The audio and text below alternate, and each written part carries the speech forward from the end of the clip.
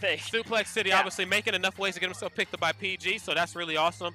He won 2 out of 3 of those events. Like, he's been on fire. Yes, he's ridiculous right now, man. He's on the money.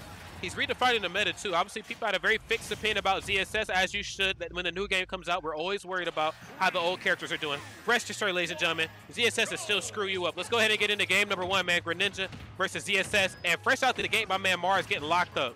This is already a very interesting matchup because these are 2 mobility-oriented characters. But the main difference is Zero Suit does have some strong added shield options, especially with her boost kick. If you do anything too laggy on it, she can actually kill you for it, whereas Greninja is lacking almost entirely in it. He needs movement as his only defense. That's right, man. And the great thing about Greninja in this, oh my God! Oh, okay, no, he's okay. Oh no, he's not okay. Oh no, he's not okay. I was getting ready to say, man, great thing about Greninja in this game is that he got a dash attack buff. He can do like some crazy stuff out of it, man. Yeah, also his up air strength as well can lead to a lot of 50-50s that he gets to choose whether he pops you up for a juggle mix-up or whether it's a tech mix-up instead. Oh no, is he gone? He's what gone! You doing? What you doing off stage versus Mars? All right, man. He must have forgot that this is Mars, the legend on the sticks, man. We'll see what we get here as this match kind of trails on, though. 3 stocks still right now, man, on my man Mars, 114.7%. Showing no signs of stopping down. There's the up smash right there through the platform. This is why it's so scary, right? Like, how did he get off stage against Mars? Because Mars shoves you off stage. He doesn't give you a choice. He just pushes you into the corner with all of this aerial pressure. And here he is, off stage again. Mars this time trying to hunt for an early drop. Doesn't find it. That's right.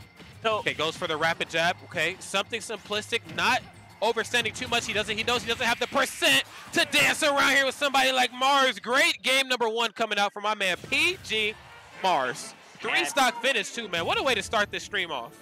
BakedTofu is looking real tough right now for him to come back from that. I'm not really sure what sort of adjustments he can make on such short notice after just being blown up so hard off stage consistently. I kind of felt like he just focused too much on trying to fight Mars up close and personal. Like, I've seen a lot of dash attack attempts. And like we kind of talked about, I don't blame him. Dash attack, obviously, for Greninja, a very good option here in this version of Smash. But, if the pressure gets too thick, you start getting overwhelmed, just retreat uncharged water shuriken. Just enough to keep the neutral at bay, kind of keep things at your own pacing, at your own footing. As you see right here, he's kind of kicking off the match with that. Oh, exactly. The control over the tempo is really important because Mars can go at any tempo. He can speed up until infinity, right? You're not going to be able to keep up with his scramble. And we have that right now, just a lot more reserved play from BakedTofu, tossing out more of those shurikens, more of a focus on that forward air too, which is especially safe on block. There it is. Okay, short hop nair, simplistic stuff, goes for the low percent grab, but then faced the wrong way. He's going to eat some damage for that, and then gets locked up again. If I'm not mistaken, I feel like, the Greninja matchup versus ZSS might have changed a little bit. maybe Mars isn't quite ready for some of the things Greninja can do here in this version of Smash. There's so many different ways that combo tree for Greninja can end up that he can actually 0 to death you off of like 4 or 5 different resets, and they'll like all be unique. Yeah. The character's terrifying. All right, man, but that back air is still terrifying nonetheless here. Mars moving up a stock here in game number 2. Very quick game number 1, but it looks like my man is, he's kind of playing a little bit closer to the chest right now. Playing a little bit more safe. Maybe not as, as more overzealous, as he decides to come in. He's a little bit more methodical with his movement. Yeah. BakedTofu is looking like the pressure's on, though. He's making a lot more efforts at approaching. We're not seeing any shuriken play like we did on the first stock. Okay. Oh! Really struggling here. Okay, doesn't go for the third one. Smart stuff by Mars, but then tries to stall out and give himself some covers, all in the same footing there with the counter. Yeah, the thing that matters so much is Mars's wait during that juggle, right? To wait for those air dodges and counter attempts and then punish them over and over again. Not pressing buttons is just as important for pressure as actively punishing your opponent. Oh my god, not again! Is BakedTofu gonna get 6 stocked? Bruh, what the hell? You at least gotta take 1 stock. Let's see what we get here, man. Okay, short hop there. Ooh, forward air. Okay, good stuff there. Using an uncharged shuriken to kind of keep him off stage. Burns the air dots, but not directionally, though. Marshall has enough gas to get back to the stage. BakedTofu finds himself a back air. The question ultimately becomes, how is he going to be able to pin down Mars enough to find a kill? He might have been able to find an up smash there. He went for a back air instead. Didn't get the last hit. And now it's Mars' turn once again to hold center stage. Okay. Oh, no! That's it. Okay, that's 6 stocks, baby. Oh, man. All right, now listen.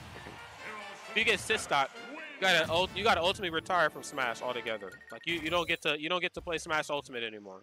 But it was against Mars. I know, man. You're right. You're right. That ain't fair. You're right. So many people would have to retire if that was a law.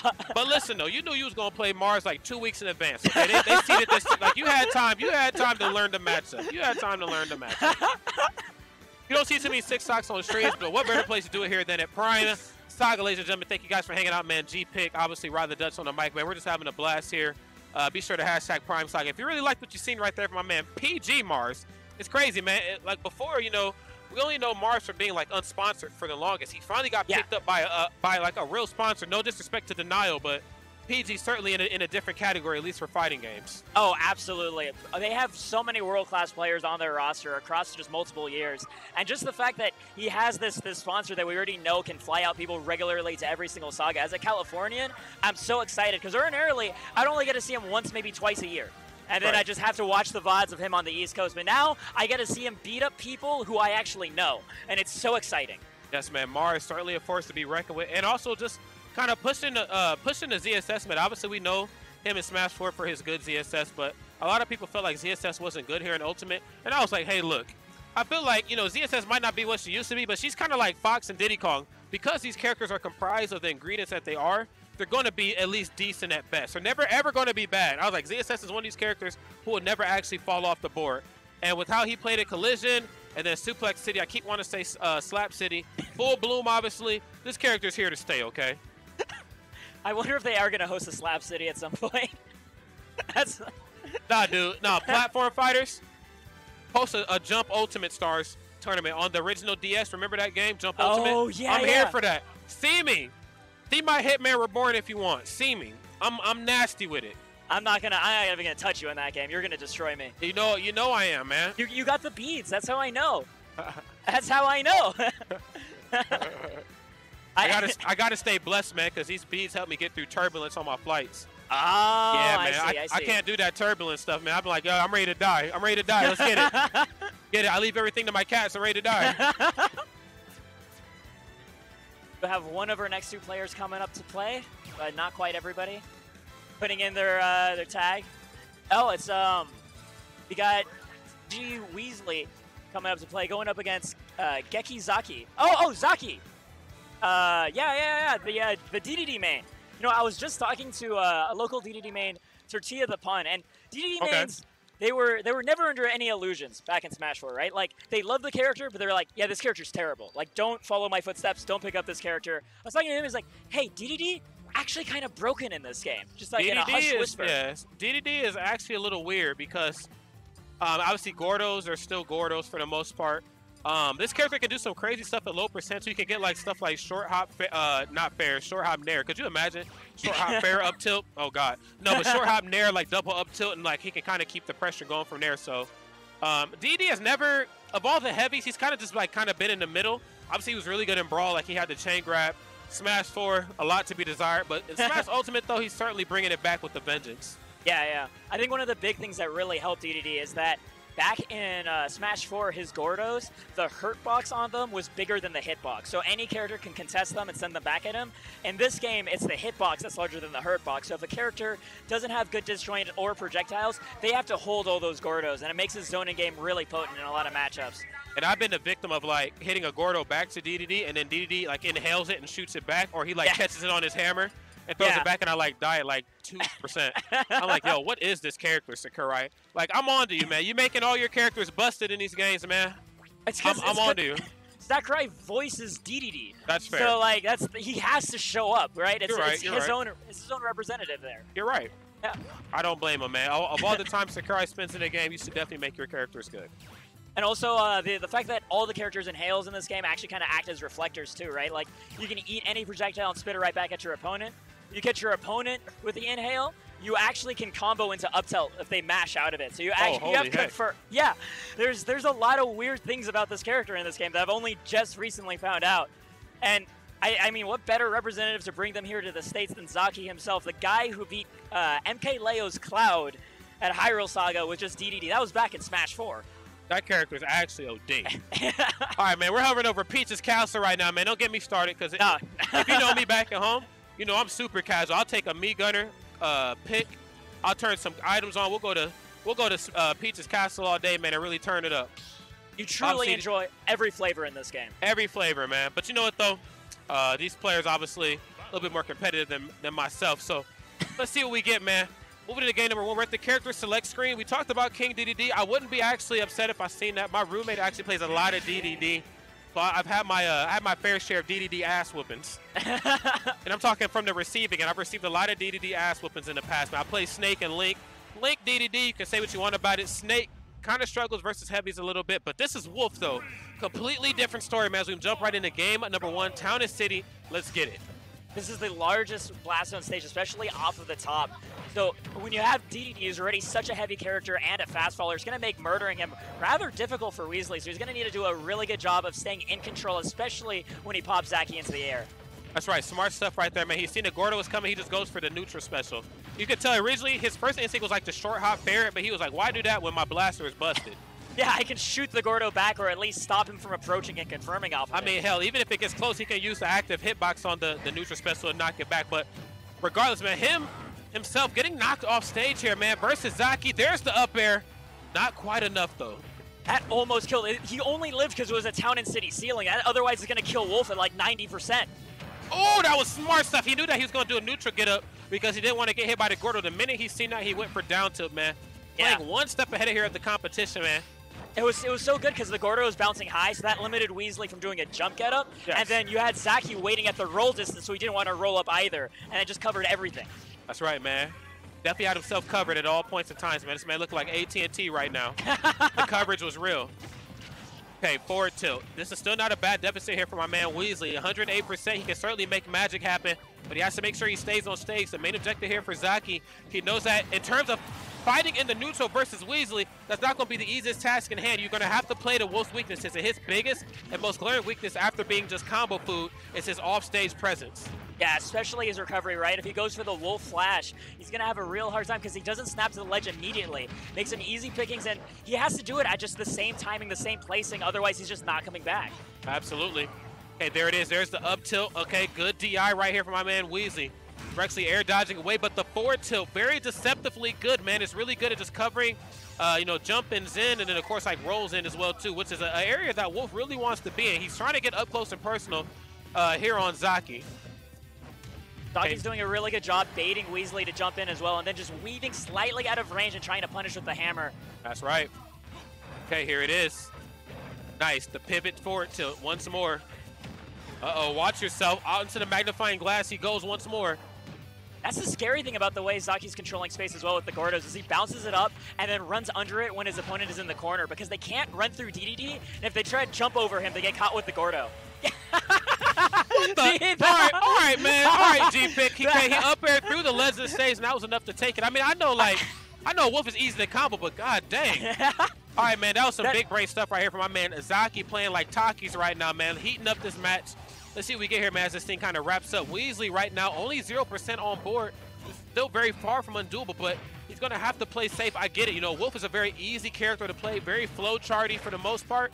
But I think to be this late into pools / into bracket at Prime Saga, you know the Wolf matchup like the back of your hand. Oh, absolutely. And considering how much this character has grown in flavor of the month and these later, between March and April. Oh, beautiful catch with the up strong. Just covering not only the jump get up, but also like, the neutral one and the roll. Just different timings. Nice. Did you say up strong?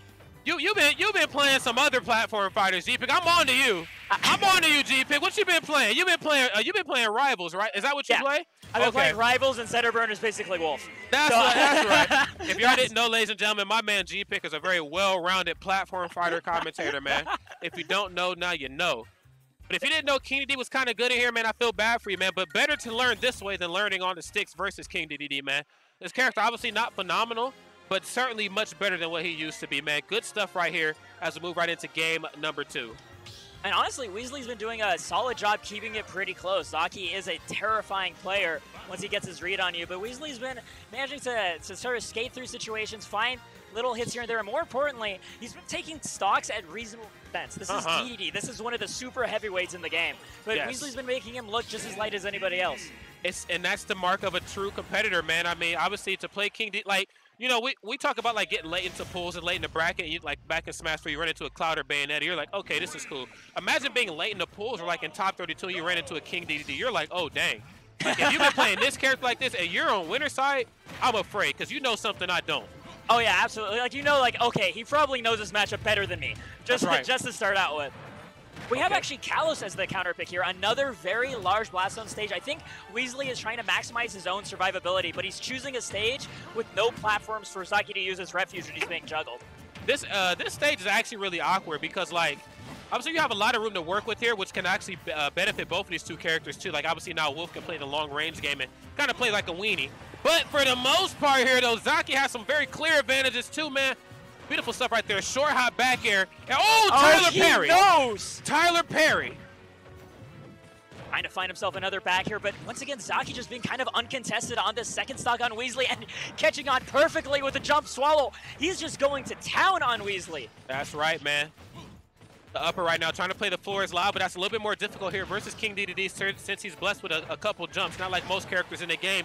Bit of a trade here, 138%, and we're hunting wolves this season, man. Not a good spot to be in at all if you're my man Weasley. ZAKI is like actually a ping pong champion, right? With the way he just rebounded that Gordo off the platform to hit Weasley's recovery, that was nuts. That's right, man. 95.9%, man. I read that percent all wrong, man. Math was never my strong suit, though. Creative writing, that's a different story. No way. Oh, it's still safe, though, on whiff. Nice stuff, using a neutral special to get the Gordo out of the way. He's been taking a lot of unnecessary percent, and he got his stock taken from some of those Gordos too, man. He's figuring out a way to try to nullify it. I hope he doesn't get 3 stock, though. I think one of Weasley's ideas with this stage is to use those platforms near the ledge to recover away from the Gordos, but he so far hasn't really been using it. He's just been kind of waking up into them instead. Right, dash attack. Really have to watch your options versus DDD, man, because since DDD is so long, like kind of like how you talked about before the match started, you think you can kind of get in for free, but that's not the case here, ladies and gentlemen. The up air for his troubles closes it out, and my man Weasley's going to take a trip over into the loser side, ladies and gentlemen. King DDD deleted that man Weasley. He ended the first game, you know, even stocks. That's all the time he needed those. ZAKI then cleaned up the second one with a 3 stock. That was just devastating, especially just that long reset string, right? We're used to seeing that from speed characters like Fox, just over and over again, putting your opponent in the air or scared on the platform with a shield up. But seeing exert that much pressure really shows what level ZAKI is at. Yeah, ZAKI is certainly playing on a different brain length right now, excuse me. Certainly playing big brain mode, which you kind of have to, man. King DDD has too many bad matchups to kind of go into any game without the proper knowledge. Like, you have to know how each character plays versus King DDD to perform at this level. Just like DDD, ZAKI's brain is also a super heavyweight. That's right, man. Definitely, man. Walking around with a fat head right here. You have Dark Wizzy coming up to play, though.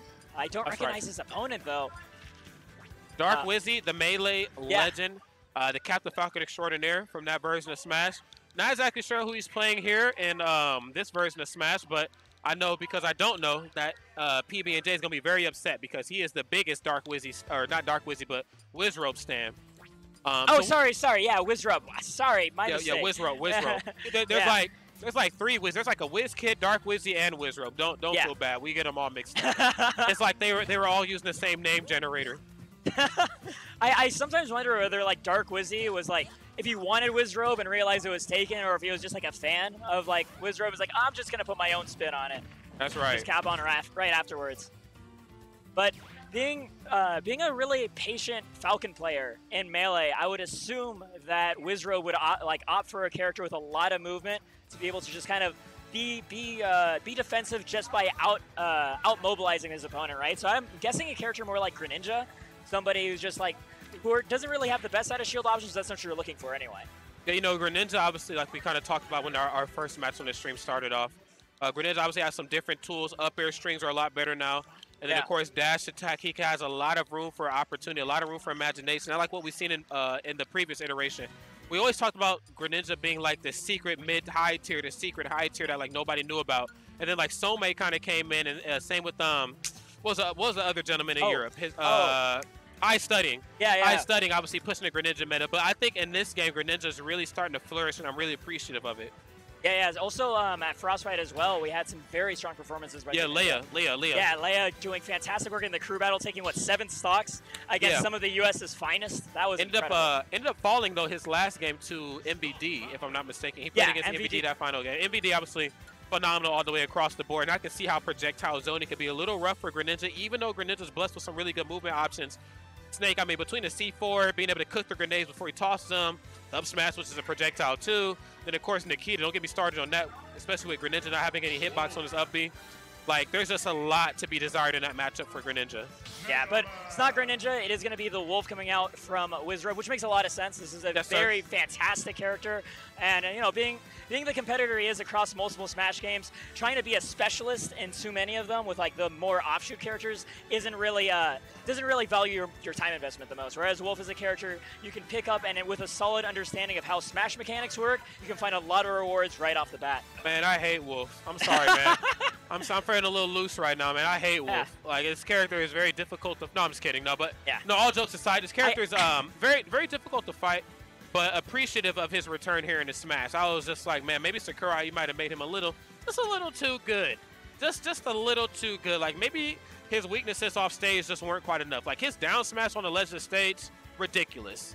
I'm like, yo, what? That wasn't even a 2-frame. Like, you literally just stuck your arm off the ledge of the stage and caught me. And I'm tight. Yeah, it's so disjointed. The sweet spot feels massive. And the opponent's going to be... He has like a Diddy Kong villager up tilt, too. Like, it just comes out quick and kills you. We also have Midnight Toast, though, is going to be his opponent, rocking the Mega Man. Ordinarily a character that tries to slow down the tempo of the game, right? But when you have to deal with Wolf's Blaster, it just kind of has that transcendence to go through everything, and then also the Reflector, it can be a lot harder for Mega Man to control that pacing. That's right, but the great thing about this is that he can low profile. He can't quite move in, obviously, he doesn't have a crawl animation, but he can low profile the neutral special. So as long as he doesn't get hit by it up close, he's okay. But the fact of the matter is that you don't want to be too close because you throw a projectile. Wolf has the ability to reflect it, but you also don't want to be too far away because your limits don't travel the full distance of the screen. Okay, good patience right there. I thought we were going to see a grab, but he tries to hit him with the back air. Right now, we have Midnight Toast actually leaning a lot on that Leaf Shield. Again, a fantastic option at a disadvantage for Mega Man. Comes out so fast, and just without anything right in your face. Oh, up smash for his trouble. Try to scoop him up off the ledge. Smart stuff. D drops the item, and then again, the great thing about Mega Man is that he can use like slightly charged forward smash there as like a good read option as you try to get up off the ledge of stage. So very sneaky, some very deceptively good stuff from Mega Man in this game. Grab. Oh, beautiful stop. Doing the Metal Blade right into the Shoryu. Right now, Midnight Toast leading just by a hair, but against Wolf, yeah, it's nothing. That's right, man. Wolf sound full of hair, fam. What are you talking about? Say Super less. Saiyan Robot, man. Yes, he's got hair under the helmet, though. I don't know why Dr. Light gave him hair. Does. That's kind of creepy. It's like, where did you get that hair from? That's not organic. Where'd you get that hair from, sir? You've been grave digging. You ever notice how, like, Wily never gives any of his robots hair, but Dr. Light makes sure all of them does? I don't know why. You're OD. You're right, man. That's a question we got to ask Beta64, man, on YouTube. Okay. There's a dash attack. I like that. So obviously using the leash to give himself some coverage. Understanding that the leash gives him some good combo options, and Wolf is a very easy character to combo. Trying to find action there with the short hop nair, clanking into the limits. Like he's gonna have to be a little bit more safe on how he decides to approach here. Obviously, short hop nair, very, very good option here for Wizzrobe when it comes to putting on percent and obviously finding KO options. But man, what beats the forward smash though? Beautiful stuff. Yeah, great recognition by Wizzy that just Midnight Toast tossed the Leaf Shield the wrong way. No hesitation from that point onward. And Wizzy's just kind of grinding out this neutral bit by bit. He's not really in a rush to do much. He's kind of showing the hole in Midnight Toast's game plan, which is like, you can throw the lemons, and they do like 0.9%, and you can crouch under my blaster, but like, where do you kill me? Where do you start juggling me in this game plan? Because when I hit you, you pop in the air, and I start getting in big, big damage for it. That's right, and you know, studies show too with how both of these characters play to each other's weaknesses. Obviously, they both do really well at combo each other, but here's the part where things get a little rough for almost at Fox for Wolf. When Wolf gets off stage, back air, obviously a very good option, forward air. And then, of course, the fact that he can directly air dodge away so far, he doesn't have to worry about down smash or forward smash here from my man. Wait a minute. Hold up a minute. I thought he still had his up B. I feel like he's, yeah. I thought he still had more gas in the tank, GP. Yeah. I thought, I don't know what I thought, man. I'm learning things I never knew, man. Dr. Light with some really, really questionable energy features on his robots right there. No fuel left in that tank. I don't know, Rod, what happened, but whatever it was, I'm not sure Midnight Toast is quite ready for it either. But that's going to leave, Wizzrobe up ahead pretty solidly with a 2-stock. And it looked like more and more in his control as that game went on. Especially, even though Mega Man had a few tricks to get around some of the edge guarding by Wolf, it was just a lot more abuse that he was putting on to that super fighting robot. Yeah, he really went ham, man. But he was starting to use short hop nair to kind of negate the pellets, and I get how pellets can be kind of bothersome for Wolf. Like you kind of talked about towards the middle of the match. It's not enough for Wolf to just stay out and play the long game. He has to figure out a way to get in and put on percent. And I think like Leaf Shield and the pellets really kind of got under his skin. But once he did decide to get in, though, that's when, Midnight Toast really got toasted, man. Like, he was like, I don't really know what to do, man. Wolf is smothering me. He's crossed me up with Nair, crossed me up with Forder. What am I to do, man? We'll see how well he adapts on the fly here as we move into game number 2, man. Wizzrobe right now going up a game. We're here on Kalo's Pokemon League, so we got more room to work with. Yeah, this is perfect for a zoner, right? This is what Midnight Toast wants, to get himself as much space as possible to play his long-term game. And more importantly, because he was finding himself edge-guarded a lot, these platforms near the ledges are going to give him that extra layer of ambiguity to make his way back onto the stage when he's sent off. Okay. Deceptively placed platforms here. I've always felt like the platforms are 50-50. They either aid you or they just, like, screw you up. Like, there is no middle ground where, like, you got on the platform and you took, like, 10%. If you let on that platform and get hit, you're taking like 50 every time. Yeah, you're either dead or you just got out of jail for free. That's right. Okay, high recovery. The beautifully placed air dodge right into the forward throw right here. Midnight Toast looking to butter up my man Wizzy right here. Coming down with the Metal Blade, and I love this. Yeah, going out there to harass us a little bit. Midnight Toast not making these recoveries a black and white free deal for Wizzrobe, at least giving him moments to hesitate and maybe risk less conventional recovery paths back to the stage. Okay. Wow, showing each other a lot of respect. Yeah. That's right. That was a lot of respect. Maybe too much respect right there, man. The backer closing out that first stock here. Okay. The late forward air. What's he about to do? It against the sour spot there on the hard knuckle. We'll take those nonetheless, man. The name of the game is taking stocks, man, not percent. Ooh, forward throw right in the dash attack. Some very simplistic stuff here. Midnight Toast not able to find his own confirm off his down throw, but still gets the Leaf Shield right afterwards for the reset. I like this. He's tossing on Leaf Shield the moment he sees Wizzy take to the air, and he's just trying to cover his landing, just stand right under him, because you can't block in the air. Okay. Okay, Z drops his item. I like that. Has the gizmo, the gear in hand. Staying up there on the platform, too. And there we go. We have Midnight Toast actually taking the percent lead. So now we can really slow down the game and take full advantage of it because it's up to Wizzrobe to make up that percent difference. Uh-oh, but as we talk about percent, man, the percent certainly starting to climb here. Midnight Toast certainly heating this matchup. Oh, okay. A little overzealous here with the forward. I'm not exactly sure what that was. Maybe he expected Wizzy to fall through the platform to try to get away from the up airs. Oh, my God, the back air. Yeah, forward air to back air, such a strong conversion by Wizzrobe, just catching him right at the ledge at that 60-70% sweet spot to close it out. I love that. I love Wake Up Shoryu. It makes me happy every single time. What game is this, Jeepik? I thought this was Ultimate. What the hell? He's a Capcom fighter. They all learned it. That's fair. All right, man. 50%, not the worst position to be in the world, god dang! And then knowing how much to charge the forward smash so that it travels a longer distance away than the fully charged one. That was some really good situational awareness here by Midnight Toast. Draw this match even closer here, but right as I say that though, man, Wizzrobe finding more access to the Nair as he pushes my man Midnight Toast off stage. Yeah, back into that corner. Midnight Toast doing a good job mixing up what exactly he's doing off the ledge. He's not overusing that platform either as an escape. Wizzrobe, though, that's finding himself that back air. Then find the next one. Narrowly escaping there to backer. Had to burn the air dodge at the nick of time. The dash attack right into the down smash, man. Some very tried and true Wolf stuff to say the least. Beautiful stuff right here by my man Wizzrobe. That down smash looked like it covered pretty much every option because it was right near the ledge, right? So if he tried to tech in, then the back hit of the down smash would have ended up catching him. Wouldn't have killed Midnight Toast, but still put him in just as bad of a situation. And then rolling away wouldn't have put you that much further out than teching in plays like he did. And then missing the tech, you're dead. That's right, man. Yeah. Just wow. Great knowledge. Wizzrobe showcasing how well he transitions I'm not like saying transitioned because that means that he moved from melee to ultimate, but how well he transitions between both games because he certainly still plays both games. He's a Smash Masters champion at SmashCon. Like he's a god, dude. Yeah, he's fantastic. I think I think it was maybe like this last year actually that he dropped out of the tournament to focus on Smash Masters and ended up just taking it super cleanly. He prides himself on being that multi-Smash game specialist. I think there's a lot of accolades as a top player that you can certainly hold true to yourself, being the Evo champion, being the CEO champion, being Genesis, you know, Big House. But to be the champion of all 5 installments, right? They run just 64 Melee, Brawl, Smash 4, and then I guess this year it'd be Ultimate 2. Yeah. Yes, to be the champion of the previous installments, I was certainly hanging that on my fridge, man. More than just being like the singles champion. Like, bruh, I'm the best of all games. Like, how many players can say they can do that, man? There's not very many. There's like Dero, Nairo, Mewtwo King. Honestly, like the list kind of stops there just in terms of being well versed in each installment. Yeah, exactly. And yeah, that's kind of the amazing thing is to see these players still picking up every new game as time goes on.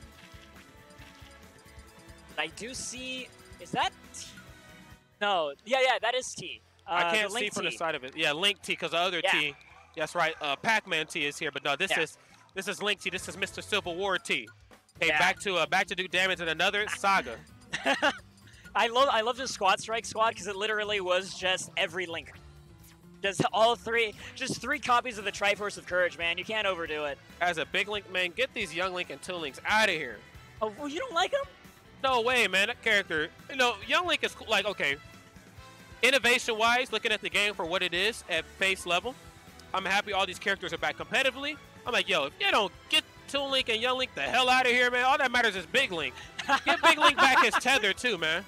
I'm missing the tether. I actually went for a tether read. Like, I did, like, down throw, up air, and then, like, I dashed out, and I was like, oh, he's about to air dodge. And I was like, a far enough distance away for tether to grab, and I hit Z, and I was like, oh, wait, tether's not a thing. And I just, like, grabbed nothing. Yeah. I'm a gem. I find it fun talking to the Link mates because they're kind of split down the middle as coming into this new game, how much they like not having a tether because the grab's faster, and how much they miss just that distance coverage that the tether used to give them. I miss like short hop Zare in too, man. Oh yeah, and also the recovery it gives you as well. But you can bomb drop now. You need to be like a rocket scientist to make it back in one piece. All right, so his opponent is going to be Chase. I'm personally not too familiar with him either. So we'll find out what he's got to do against like the best Link, really. It's uncontested at this point. Yeah, you know, there's a lot of Links. There's like him and Skizor and Izal, but I think it goes without saying that, you know, well, you know what? Hold on a second. Let's rewind. Midwest Mayhem Ultimate, I'm pretty sure T played Young Link. I don't think he played Big Link. And there's a lot of contestants for the a good or a strong, maybe even the best Big Link in the world. Like you got Salem, and then remember Fatality at Midwest Mayhem Ultimate was playing a lot of Link in doubles, and he played him a little bit in singles. So I stand corrected. You're right, Ronnie. We actually do have a lot of reps of all the different Links in this game. Yeah, so we'll see how this matchup goes, man. Obviously, Palutena is certainly a tall order in this version of Smash, but wasting little no time. Busting out the red Link, too. One of the whacker costumes. It's only whack because his shield is whack. That shield is dookie. Okay, yeah, that feels wrong, seeing a red Hylian shield. They got matching shields, actually. That's kind of nice. Yeah. All right. But in any case, we have Chase already opening up with a solid string of nairs, getting 62%.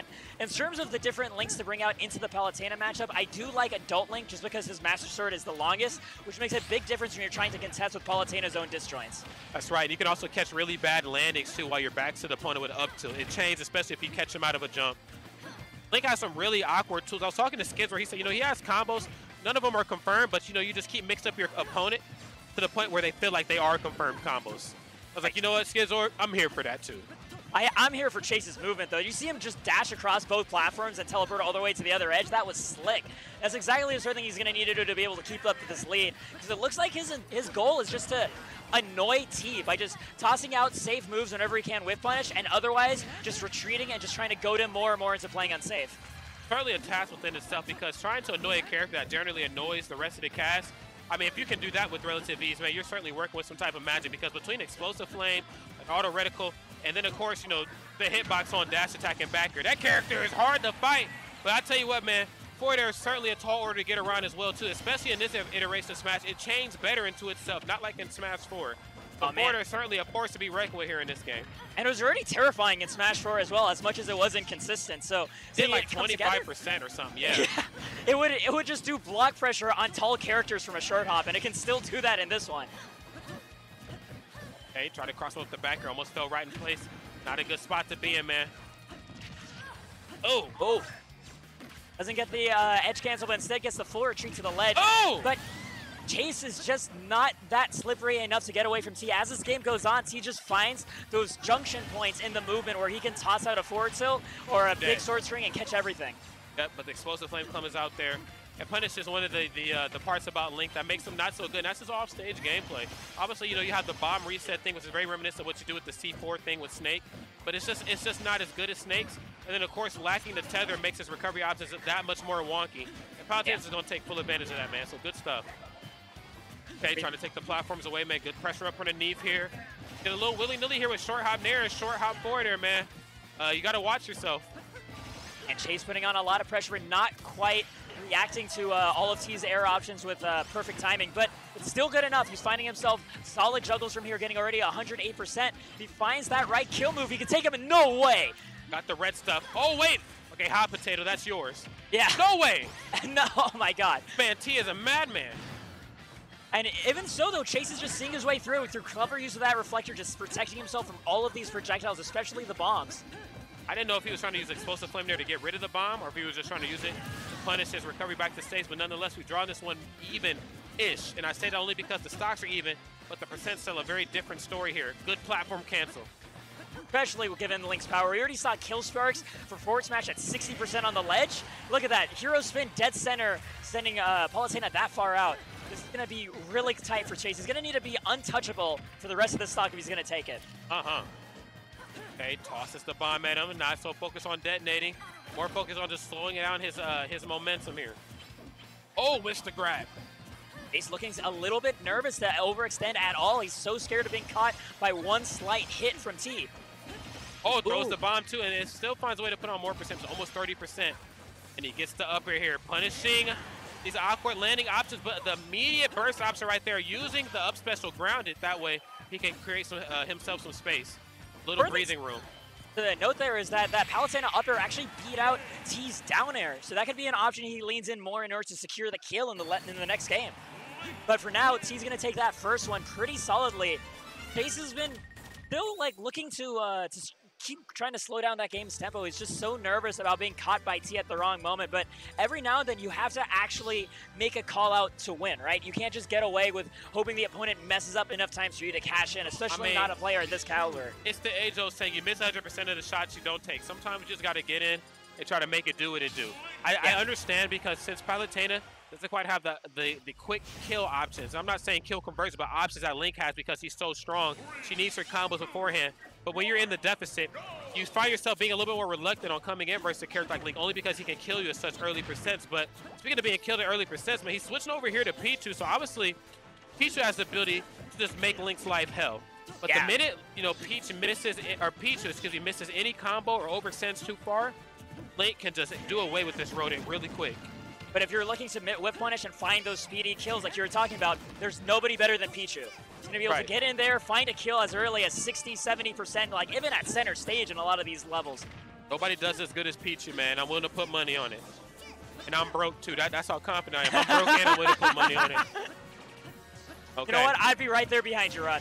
Thank you, man. Somebody got to spend some real money out here. Let's go ahead and get it, man, right now. Both these two competitors certainly playing like they want that first place money. And I got to say, man, T has this slight lead, but as the people in the chat might think it's a slight lead, it's actually much bigger than expected, only because Pichu is so light. The lightest character in the game, mind you, too. A forward tilt here from Link is certainly enough here to close this out. The falling down there off the ledge of stage, that was some deceptive stuff. Yeah, but T had the patience. He was aware of that option and waited till the last moment before he hero spin back to the ledge. Good stuff by him. Hey, the back hitbox in there, sheesh. Yeah, and that up tilt covering both ends of Link, very useful when you're dealing with somebody as squirrely as Pichu. Get that forward smash out of here. Doing too much right now. Okay, but a good option right there. I'd like to see more approaching back airs. It's really good for Link. Obviously, he's going to force him to either shield or, you know, if he does it up close and personal, Link, I'm not sure if he has a quick enough option out of shield to try to punish that. So you might just have to let Pichu cross him up for free sometimes. Great use of the back here by Pichu. That has that solid disjoint and a multi-hit for that, so you can last a long time and almost secure a kill. Didn't quite do it there, though. Chase is not giving up quite yet. We see a lot more thunder coming out from him. And the hero spin, punishing the dash attack, just barely surviving. Chase's DI being incredible. Oh, platform pressure. Nice. Using the Thunder Jolt there to alleviate. That was really good, man. I want to see more of that, man. I understand Link's a very strong character. I understand why he would fear him up close and personal. But you have the tools to keep Link at bay. Does Link kind of outclass you in terms of projectiles? Sure. Like, he's armed to the teeth. Armed to the tooth with, like, bow and arrows, bombs, boomerangs, blah, blah, blah. But Thunder Jolt... Yeah, but... Right. You're OD. You're OD. But, you know, Thunder Jolt, though... Obviously, it's a move that all the characters in the game have to respect. And if it gets hit up close and personal and you shield it, Pichu can come in and grab you right away, especially like what we're seeing right here. Just like that, right? Just waiting for the landings you're talking about and scooping in those grabs right as T's trying to defend himself, but can't quite get there fast enough against that up tilt, starting behind T's body and catching Chase. Chase now having to make up 2 whole stocks. This is possible. We did just see a Pichu on the other stream make a full 3-stock comeback, so anything can be done. Most certainly. He's playing very safe, too. As you see, he's going for like 1 or 2 hits out of a throw, and then like kind of cooling his jets on like the 3rd and 4th hit. Not going for anything that's not confirmed. He knows the danger of fighting Link at 85%. I know on paper, you're like, man, Link, come on, fam. Like, you can slap this guy up. No, sir. Link's he's a powerhouse, man. I mean, that sword is basically the length of his body, and it's pure steel. Here we go, though. Once again, just like you said, finding himself just the fastest hit. Chase not wanting to take any chances. Never mind, finding himself a beautiful Black Thunder right next to the Kalos platform. That's right, 33%. 33%, certainly not the worst spot to be in the world, but it's climbing here. Look at the patience here. And keep in mind, at 0, well, at 0, he had blade beams. Doesn't quite have it anymore. So he's lost 1 projectile option. Honestly, though, man, blade beams at 0 is kind of booty. I think like 15% is fair. 0%, blade beam is virtually useless. Yeah, no, it's basically just for flavor. It doesn't make any difference in a matchup. Getting a little bit trickier. The danger of trying to catch T's landing is that if you're wrong with any of these options and T touches down before Chase does, then T gets himself such a stronger punish than Chase is finding. Or he can find himself a solid hero spin just off of any tap on his shield and close out Chase's stock like that. Gotta spin to win, man. Good stuff, man. Put my man Chase in the spin cycle, aka the blender. Close it out, man. Good stuff there to both of those 2 competitors. I really gotta say, man, the biggest takeaway from Chase is that he was able to play 2 characters at a pretty moderately high level. Yeah. Just being able to switch between them on demand, and especially recognizing which character suited the tempo that he wanted to play the game at, right? Oh my god, we got ourselves a Link cosplayer walking up to follow T. That is so perfect. Actually, Link is actually in the building, ladies and gentlemen. But I wish we could see on camera. He has the boots with the wedge too, man. This is OD. My gosh, every attention to detail. So this is part of the cosplay contest. It's going to be happening at 8 p.m., I believe. But there's a cosplay contest, yeah, we got some Smashers showing up. I'm about to enter that cosplay contest, man. I'm trying to win this money, all right? Who are you cosplaying as? Donald Glover, free. Oh, Childish Gambino, yeah. As always. Yeah, I don't think there's a rule that has to be a Nintendo character either. So, like, you go get that. You scoop it. So we do also have Zakare coming up to play. And after Squad Strike, I have no idea what he's playing. Yes. Like, he played like 4 or 5 different characters, and they were all terrifying. And none of them were Wolf, though, which was really weird. Yeah. He didn't play Wolf in Squad Strike. He played Pokemon Trainer. He played Robin. He played like 1 other character, too. Oh, Wario, duh. And I was like, wow. DK. And DK, too. And I was like, you know what? I'm not upset about this. Maybe he's trying to break up slowly but surely with Wolf because he knows that he might smell a nerf coming here in a couple weeks. But I don't know. I mean, to be as talented at a young age like Zakare, I'm sure he can play a multitude of characters at top level. It also just helps round out his matchup chart as well, right? Like, as Wolf was having a lot of time recently against, not a lot of time, a hard time recently against Warriors. Like, at Summit, he got double eliminated by 2 Warriors back-to-back. I think after that, that really just cemented in his head, I need to diversify my portfolio. I need as many different types of stocks as possible, and he's really put in that work. And, like, yeah, we won Squad Strike looking just untouchable throughout the whole thing. Yeah, it looked like he won it with relative ease. I mean, he played Sam Sora, and then I think he played Nairo first, then Sam Sora, right? I think that's how that went.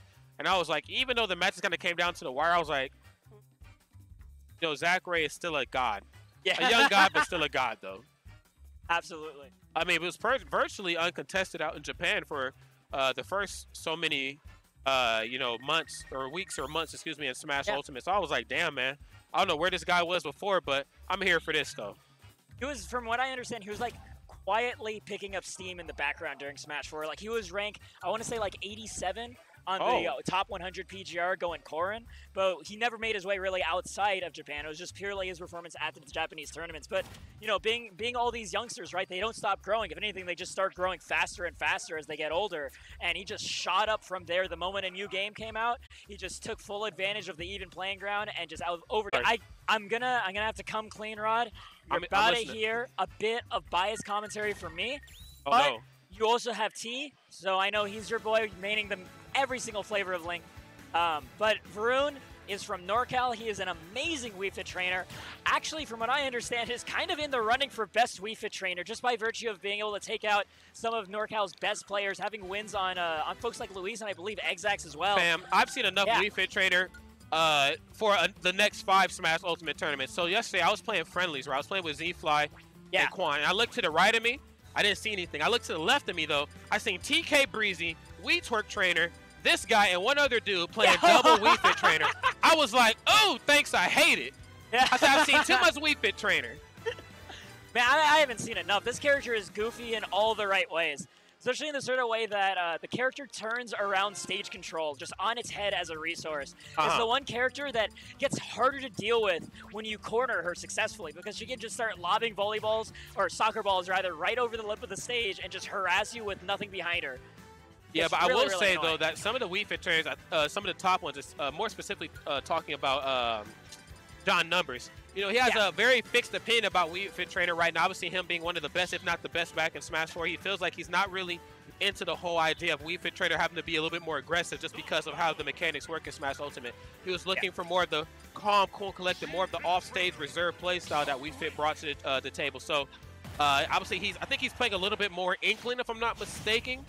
Here in Smash Ultimate. I think he's playing Pokemon Trainer. Pokemon Trainer is what it is. Yeah. That's right, Pokemon Trainer. But whatever the case may be, man, we have another high-level Wii Fit here, so I'm just excited nonetheless. We're getting some character diversity now. T switching off from Big Link, moving over here into this wannabe. I'm going to call Young Link a wannabe. Hey, you know, he's who grows into the legend, all right? He becomes the man. Yeah. No, I'm kidding. No, I got you. No, I'm joking. But yes, man, we're definitely going to be in for a treat here. All right, but Varun right now, hitting him, I was going to say having the slightest lead, but the amount of damage that T's able to put on with Young Link the moment he finds an opening is so much that Varun can never really be comfortable. Okay. Being caught on the ledge, Varun trying to put pressure on. And that's one thing to keep your eye on with Wii Fit Trainer is when it comes to out of shield, back air is amazing, super strong, super fast, and can kill just about anybody. But Wii Fit Trainer doesn't have good options in front of her, so you always want to pressure her face. That's right. Her tilts have some pretty interesting properties too. There's that back air immediately. Yeah. Good stuff right there. I'm only 115%. And it's really easy to feel smothered versus Young Link, despite him being a quote-unquote zoner. Like he has the bow and arrow. Then of course he has like the boomerang, obviously, that gives himself some options for combos. But for the most part though, you really have to watch him, man. And he's able to like stagger, you know, with the flame arrows one into another one. But Varun right now kind of running away with it, almost lapping T in percent. Okay. That's the medicine ball, keeps him at bay. Deep breathing online. Deep breathing. Imagine if Shulk had a diet version of every Monado on at the same time. I don't want to. Yeah. I literally don't, because that's the stuff of nightmares. That's what deep breathing is for Wii Fit Trainer. It is terrifying. It reduces the knockback she takes, and she also deals more damage and more knockback, and gets faster. Thinking about Shulk having that gives me sleep paralysis. Like, I can feel it coming tonight. Like, I literally won't be able to move. Okay. Well, luckily, Wii Fit Trainer can help you with that. That's true. She can help me stretch out my limbs, man. That's good. All right, man. But regardless, man, right now my man T certainly in the deficit does find an opening there for the dash attack. But every time he knocks Wii Fit up into the corner, if he doesn't get the immediate follow-up, you can expect the deep breathing right into a heal. Oh! Okay, up air pressure up underneath. Good parry. Disengaging, not going for anything risky. Recognizing at this point, dash attack's almost going to kill. Oh, I love the edge guard right there. Just going ahead and doing a slow falling down air to cover the ledge. The hula hoop recovery really restricting Wii Fit Trainer's movement, but the catch is when you kill Wii Fit Trainer, she's able to just instantly get deep breathing because she's invincible. You can't stop it. Yeah, so then she's in that super mode for a solid 10 seconds and you gotta run. Really do have to run. And I think that puts Younglink in a fish out of water situation because, I mean, obviously, you know, this character does have some running capabilities, as you see right here, being able to use that good footwork to find access to a tether, or sometimes just retreating all together and using things like boomerang and bow and arrow. But you don't want to keep that play style in hand too much because Wii Fit Trainer is certainly looking for that good stuff, staying ever so slightly out of the range there for that up special. Obviously, up special grounded converts into things like up air. And I know that Wii Fit obviously not wanting to deal with any of that. Got ourselves deep breathing again, though, Rod. This is where things get scary, especially on the ledge. How does T escape? He actually just rolls out of the situation entirely. Damn, Wii Fit Trainer pretty fast on foot. What the heck? Pretty good for a chick with no shoes. What the hell's going on? Not slowing down a bit on his own end either. Try to keep the ledge completely covered. The boomerang doing a good job bouncing back these header serves. Oh, right you're back. dead. Beautiful use of the hero spin there. But once again, we have deep breathing and just an F tilt to cover 3 out of 4 options. I'm telling you, man, that damn tilt that Wii Fit has is so good. Yeah. You know, she might not be she, you know, whatever version of Wii Fit Trainer you play, that character might not be the best, excuse me, all the way across the board.